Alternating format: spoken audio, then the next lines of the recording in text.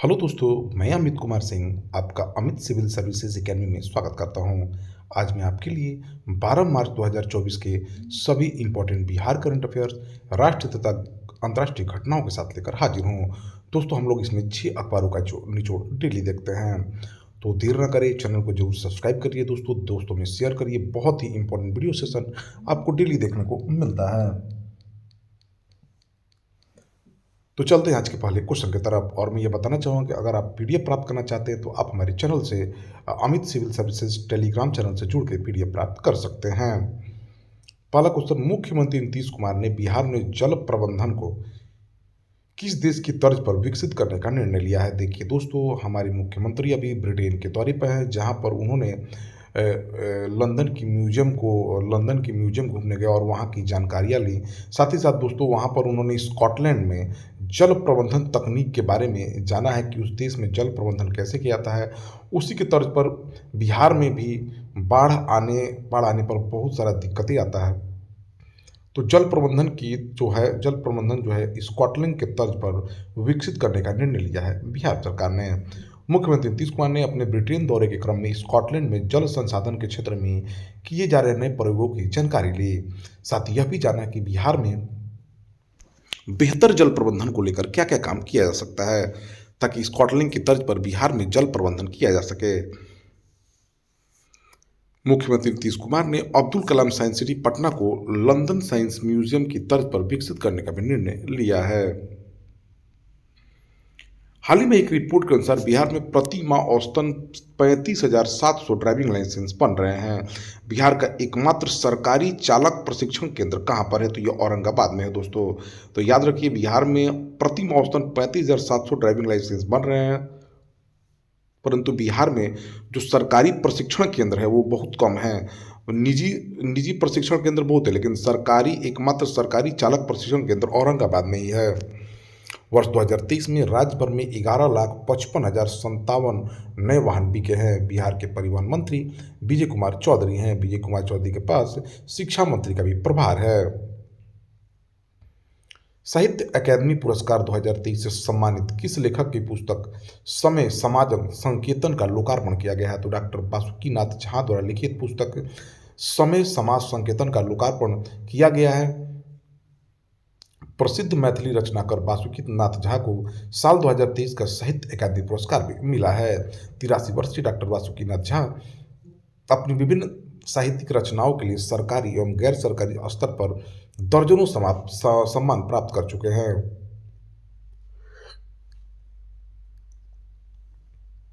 Doctor Basukinath Jha Samastipur के हसनपुर प्रखंड के पटसा के रहने वाले हैं। भारतीय रेल ने बिहार में स्थित किस रेल कारखाने में रेलवे का सबसे बड़ा सौर ऊर्जा संयंत्र स्थापित किया है, तो दोस्तों जमालपुर रेल कारखाने में। भारत ने 2070 तक शून्य कार्बन उत्सर्जन का लक्ष्य रखा है। इस लक्ष्य की प्राप्ति के लिए भारतीय रेल ने बिहार में जमालपुर रेल कारखाने में रेलवे का सबसे बड़ा सौर ऊर्जा संयंत्र स्थापित करने का निर्णय लिया है। इससे यहाँ पर प्रतिदिन 12,432 यूनिट बिजली उत्पादन होगा। जमालपुर रेल कारखाना मुंगेर में स्थित है। भारत के पहले एलिवेटेड 8 लेन एक्सप्रेसवे का उद्घाटन किसने किया है, तो दोस्तों हमारे प्रधानमंत्री नरेंद्र मोदी ने द्वारका एक्सप्रेसवे में भारत का पहला एलिवेटेड 8 लेन एक्सेस कंट्रोल शहरी एक्सप्रेसवे का उद्घाटन किया है। ठीक है, पीएम मोदी ने द्वारका एक्सप्रेसवे के हरियाणा सेक्शन का उद्घाटन किया है। द्वारका एक्सप्रेसवे की कुल लंबाई 29 किलोमीटर है, जिसमें से 18.9 किलोमीटर हरियाणा में पड़ता है, जबकि शेष 10.1 किलोमीटर दिल्ली में है। भारत में राष्ट्रीय राजमार्ग 44 भारत का सबसे लंबा राजमार्ग है। भारत के परिवहन मंत्री नितिन गडकरी हैं। ऑस्कर अवार्ड्स एकेडमी अवार्ड भी जिनको कहा जाता है, ऑस्कर अवार्ड 2024 में सर्वश्रेष्ठ अभिनेता का अवार्ड किसने जीता है, तो दोस्तों ये किलियन मर्फी जीते हैं। कौन जीते हैं दोस्तों? Cillian Murphy. ठीक है, एकेडमी अवार्ड 2024 जो है, जो 96वां ऑस्कर अवार्ड है की घोषणा कर दी गई है। लॉस एंजलिस में डॉल्बी थिएटर में आयोजित इस समारोह का आयोजन किया गया है। क्रिस्टोफर नोलन द्वारा निर्देशित ओपेनहाइमर ने इस अवार्ड शो में अपना जलवा बिखेरते हुए 7 अवार्ड अपने नाम किए हैं। फिल्म ओपेनहाइमर के लिए किलियन मर्फी को सर्वश्रेष्ठ अभिनेता का अवार्ड दिया गया है।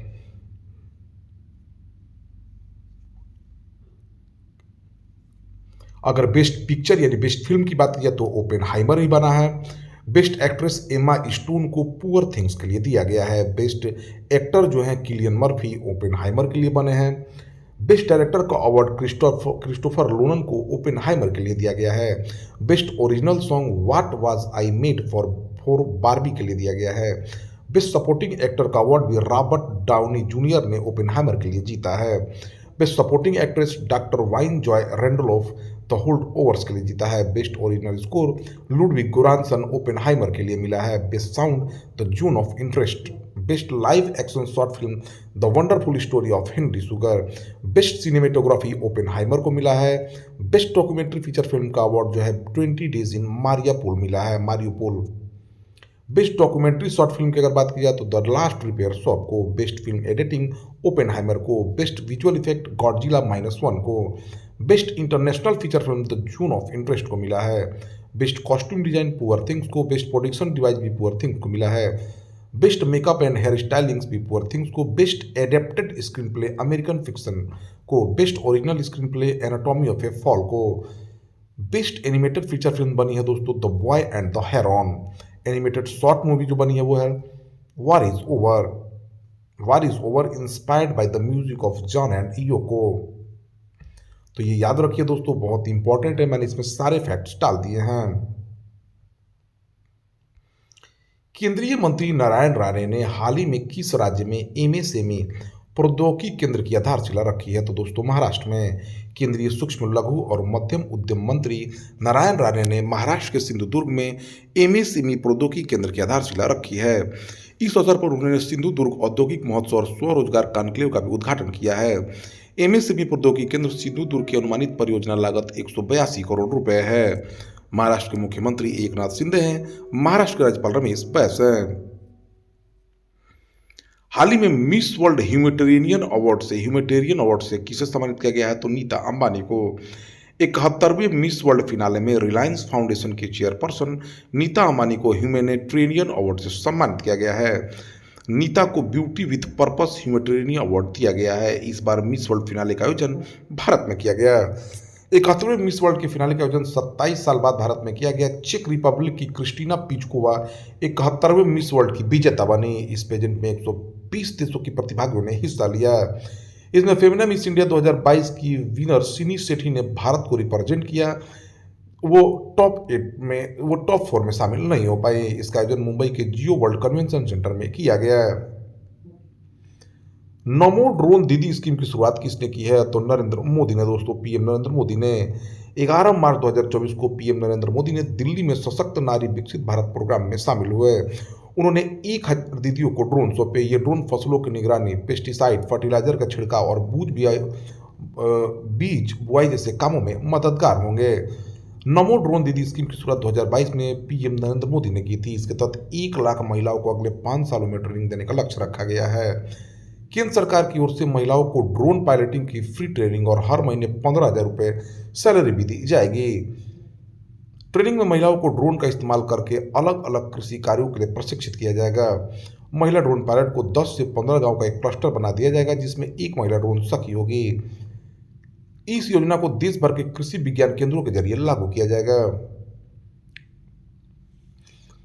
उत्तर भारत का पहला सरकारी होम्योपैथिक कॉलेज कहाँ स्थापित किया जाएगा? तो दोस्तों जम्मू कश्मीर में। केंद्रीय विज्ञान एवं प्रौद्योगिकी राज्य मंत्री डॉक्टर जितेंद्र सिंह ने घोषणा की है कि उत्तर भारत का पहला सरकारी होम्योपैथिक कॉलेज जम्मू कश्मीर में कठुआ जिले के जसरोटा क्षेत्र में स्थापित किया जाएगा।